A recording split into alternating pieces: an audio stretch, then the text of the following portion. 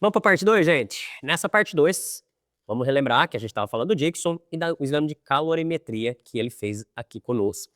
É um exame que me dá todos os dados em relação a gasto energético, necessidade calórica, biodistribuição entre gordura, carboidrato, e a gente vai falar agora da proteína também, antes de entrar na ventilação.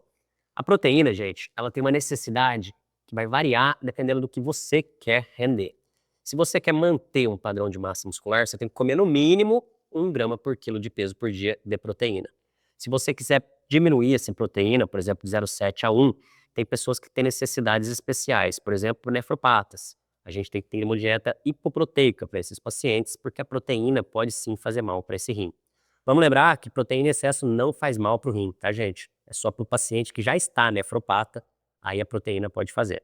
Então você pode tomar aí tranquilamente. E eu vou falar também que você pode tomar creatina sempre, tá? Tem gente que fala, vou tomar creatina, vou aumentar minha creatinina, vou ter disfunção renal. Mentira, tá, gente? Se der uma balela, sua creatina vai para creatinofosfoquinase e vai aumentar seu condicionamento muscular, tá? Diminuindo a fadiga. Então, toma. Na verdade, creatina tinha que ter na caixa de água de todo mundo.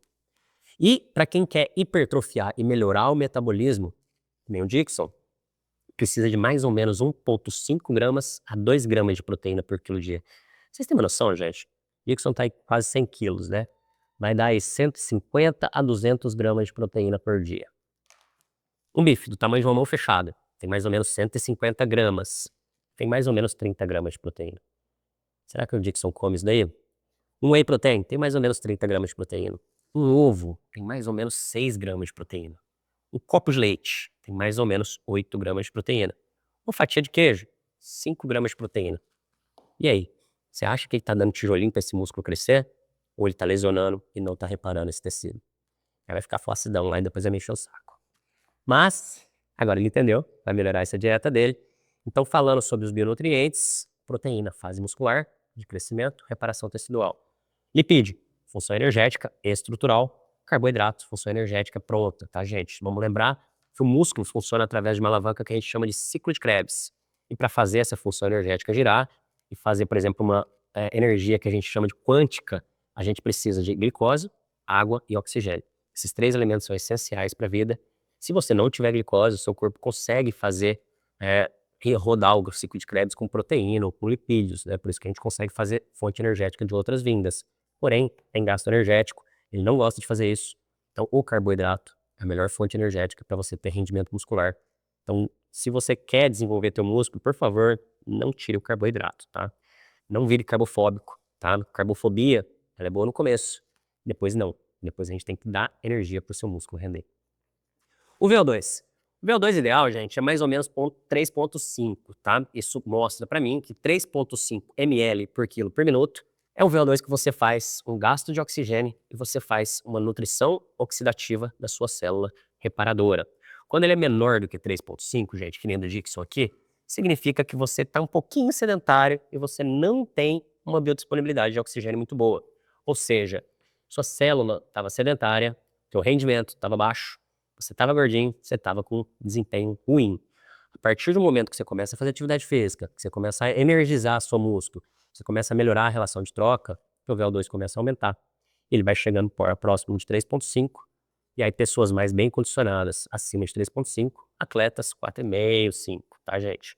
Então, assim, quanto melhor for o VO2, melhor é a relação de troca do oxigênio, e aí melhora a distribuição do oxigênio para suas células. Ou seja, quanto mais oxigênio, mais o seu músculo aguenta, menos ele fadiga, tá, gente?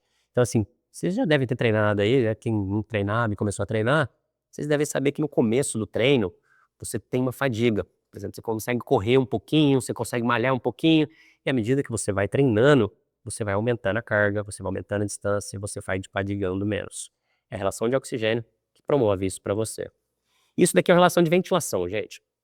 Litros por minuto, a capacidade de ventilação que você tem, é o volume corrente que a gente chama, que é quando você inspira e expira. Esse volume corrente aqui mostra para mim uma relação de troca boa do Dixon. Então isso daqui é uma função pulmonar, tá? Pessoas que têm uma baixa função pulmonar, por exemplo, tabagistas, DPO-cíticos, né, doença pulmonar inflamatória crônica, que são a junção de duas doenças, né, a bronquite crônica e o enfisema. A bronquite asmática, né, inflamatória crônica, pacientes que são expostos a pólen ou a coisas inalatórias muito crônicas que vão fazer com que esse pulmão, por exemplo, tongoleia, essas coisas, ele desenvolva doenças inflamatórias fibróticas aí. Então, assim, quando mais inflamado for esse pulmão, menor é a capacidade de troca. Se tem menor capacidade de troca, menor é a ventilação de oxigênio para você. Ou seja, maior fatigabilidade. Uma ventilação boa aqui, gente, de 6 a 10, tá? Então, assim, o Dixon tá em 9, tá? Ele tem uma expansibilidade pulmonar, tem uma ventilação boa. Você quer saber como você tá? Você quer saber se você tem uma ventilação boa, ou se você tem uma doença obstrutiva pulmonar? Você quer saber se você tá fazendo uma relação de troca, ou você tava sedentário, sem vergonhinha? Você quer saber como que tem que montar a sua dieta, pra gente organizar a tua vida e melhorar o seu rendimento muscular? E aí sim, emagrecer com qualidade? Vem aqui, deixa eu te explicar como que funciona isso, mudar de vez a sua vida. Pra você parar de ficar reclamando aí e saber que o emagrecimento, ele tem uma continuidade, ele não é uma sequência, e para de ficar tomando Monjal o resto da vida, gente. Para. Músculo é vida. Eu falo para meus pacientes que músculo é como se fosse é como se fosse a sua poupança. Porque quando você vai precisar dele, você tem que ter músculo sobrando. Por exemplo, um trauma, acidente de carro. Quando você vai internar na UTI, vai ficar aí uma semana acamado. O músculo é totalmente ingrato, gente. Ele se perde em uma semana. Tudo que você montou. Porque você teve reserva muscular. Agora imagina se você internar sem reserva muscular. Você vai definhar. Você vai sair de uma UTI sem andar, vai precisar de fisioterapia depois. Vai ficar com uma dependência total de terceiros. Vai ficar com gente limpando teu bumbum. Você quer isso na tua vida? Se não, vem cá. Deixa eu cuidar da tua saúde.